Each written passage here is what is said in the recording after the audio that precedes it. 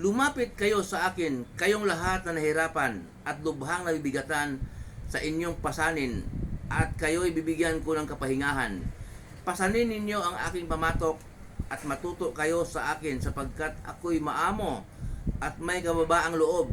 Makakatagpo kayo sa akin ng kapahingahan, sapagkat madaling dalhin ang aking pamatok at magaan ang pasaning ibibigay ko sa inyo.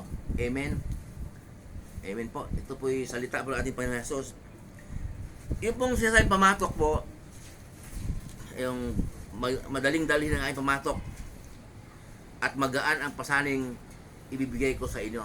Sa inyo. Yung po kasing nung Old Testament po, sa Old Testament po, mababasa po natin sa mga panahon ng mga propeta, lalo kay Moises. Mayroon po tayong mababasang Sabat, araw ng Sabat. Sa araw ng Sabat po, inutos ng Diyos na hindi magtrabaho. Pati mga alipin, mga katulong, pati mga hayop. Ba't binanggit yung hayop? Kasi mga kalabaw kasi ginagamit po sa pag-araro, kabayo, ginagamit sa kakabitan ng kalisa, yung karwahe, yun, ay huwag patrabahoin daw. So, mananatili po sila sa kung saan ginaganap yung araw ng pamahinga. Yung sinasabi po nilang Sabat, yung sinaguga po ang mabasa po natin doon. Dinatnan po yan ng ating Panginoon Jesus, yung sinaguga. Ibig po sabihin noon, doon ginagawa ang pagtuturo ng mga nakasulat sa lumang tipan. Wala pa yung bagong tipan noon, panahon natin Panginoon Jesus. Hindi pa nakasulat noon. Doon po ang mga tuturo ng mga eskriba ay talagang mahigpit po nilang ginagalang po yon, yung araw ng Sabat na hindi magtatrabaho, kaya araw ng pamamahinga. Dito po naman sa New Testament, sa bagong kasunduan, panahon at Panginoon Jesus, Kristiyano na po tayo ngayon. Okay? Ibig po sabihin ng Kristiyano, sumusunod sa mga turo at mga utos ng ating Panginoon Jesus. Andito sa Bible po. Hindi utos ng mga tao, ha. Ang sabi po natin Panginoon Jesus ito, Panginoon Jesus, lumapit kayo sa akin, kayong lahat na nahirapan at lubhang nabibigatan sa inyong pasanin, at bibigyan ko kayo ng kapahingahan. Okay? Bibigyan ko ng kapahingahan.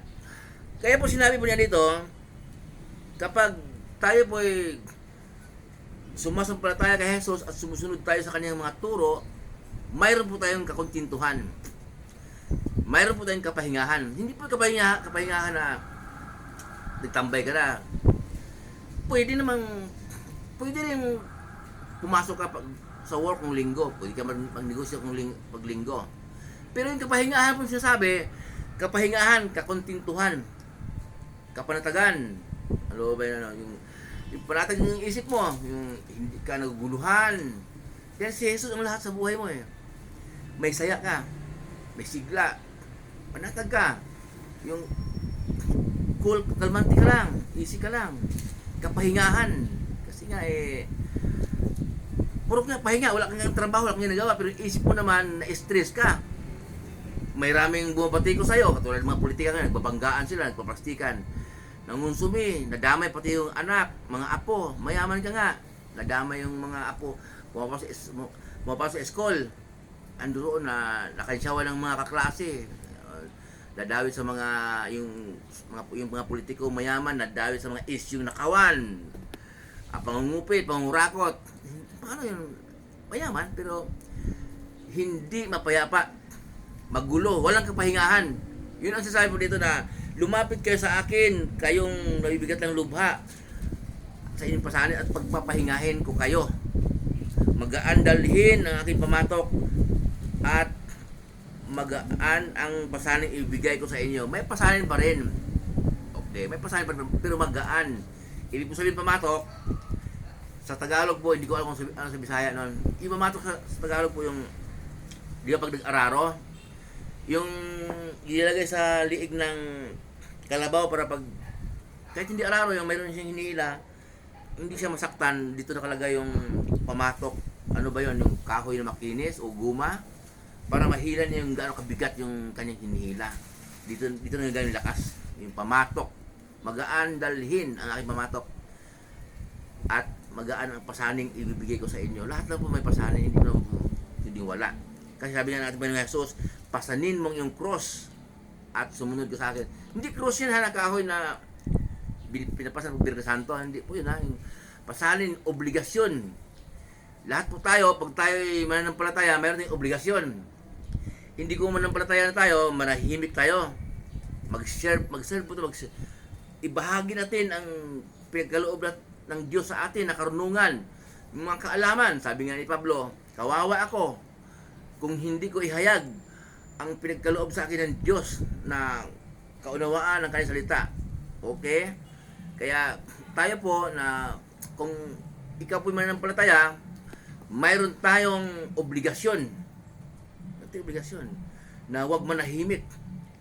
Sabihin sa mga hindi nakakaalam kung ano ang kalooban ng Diyos, kung saan matatagpuan ang turo ni Jesus, kung paano sumunod sa mga turo ni Jesus. Nakakatakot po kasi pag sumunod tayo sa turo ni Jesus, lalayuan tayo ng ating mga kaibigan. Yun lang. Kaya nakakatakot talaga. Kaya ang mundo pong ginagalawan natin ngayon, sinabi po sa pangalawang Korinto 4:4, ang Diyos po lang daigdig si Satanas. Kasi po, mas sinusunod pa natin ang nais, ang gusto ni Satanas kaysa kalooban ng Diyos. Pero ang Diyos Ama na makapangyarihan sa lahat, ang lumikha ng mundo, siya ang may-ari nito. Pero si Satanas ang Diyos, kaya nga makamunduhan. Kailangan hiwalay sa mundo. Pero dito tayo nakatira, makain, inom, kailangan ng maayos na damit. Nasa mundo tayo eh. Pero yung makamunduhang galaw po, yung mga pagdanasa, yun, kailangan utos ng Diyos na hiwalay tayo sa mundo. Mahirap pong intindihin talaga. Kung tao lang ang paliwanag, kailangan magbasa tayo ng Bible. Ang mga turo po ni Jesus, nandito sa Mateo, Lucas, Marcos, sa Juan. Yung apat na yun. Yun namang Gawa, Korinto, Epeso, Colosas, hanggang Aklat ni Judas, yun naman ang turo at mga patutuon ng kanyang mga alagad. Okay? Kasi bago umakyat ang ating Panginoon Jesus sa langit, sinabi niya sa kanyang mga alagad na paano ako isinugo ng Ama, gayon isinusugo ko kayo. Kaya buong New Testament po, yun po ang mga turo ng ating Panginoon Jesus. Yun po ang ating gabay sa panahon ngayon. Napakahalaga po noon. Dito po tayo huhugot. Dito po tayo kukuha ng tayo po magbulay-bulay kung ano mang hindi po mahalaga yung tama. Sabi, yung sinabi ko po pala sa post ko na mabait ka, matulungin ka, marami kang matulungan, mahinhin kang magsalita, mahinhin kang gumalaw, malambit kang magsalita. Kung hindi ka sumusunod sa turo ng Panginoon Jesus, kung hindi ka sumusampalataya sa Kanya, hindi tayo magkaroon ng relasyon sa Diyos. Pag tayo po'y namatay, mas mahirap tayo sa daga. Hindi tayo kilala ng Diyos. Kasi po, umaasa tayo sa sarili natin. Akala natin kaya natin iligtas ang sarili. May nag-comment po na, wala palang kwenta ng mabait. Hindi po, andun na tayo po. Dalawa po kasi yun eh. May mabait siya, matuwid siya, dahil sumasampalataya siya sa ating Panginoon Jesus. Sumunod siya sa turo ng Panginoon Jesus. Matik na po yun eh. Pag tayo po ay mananampalataya at sumunod sa turo ng Panginoon Jesus, matik na yun. Magiging mahal mo na ang kapwa mo. Maging mabait po tayo. Iba po yung mabait, bumait sa sariling kapakanan, sa sariling kapakinabangan. Bumait para makaipon. Umiwas sa bisyo. Sarili lang niya yun. At bumait para hangaan ng mga kapitbahay, hangaan ng mga bayaw, hangaan ng mga magulang ng jowa niya. Diba? Kaya sarili niya yun. Kaya dalawa po yung kabaitan na yun. Isang kabaitan na para sa sarili niyang kapakanan, para mahangaan siya ng mga tao, at makaipon siya, at may kabaitan naman na matik na. Naging mabait siya dahil mahal niya ang Diyos. Pag mahal po niya ang Diyos, mahal mo yung tao. Hindi kung mahal mo yung tao, ipabayaan mo na siya sa kanyang ginagawang kabastusan, kamanyakan. Kailangan din yung sabihan. Kasi nagagalit eh. Pakialamero daw. Muli po yung lingkod, si Chef Roy. Magpapalaya po tayo ng Diyos. Iingatan po tayo ng Diyos. Kahit saan po tayo magpunta, manalangin po tayo bago tayo umalis. sa Diyos sa hingin ng gabay.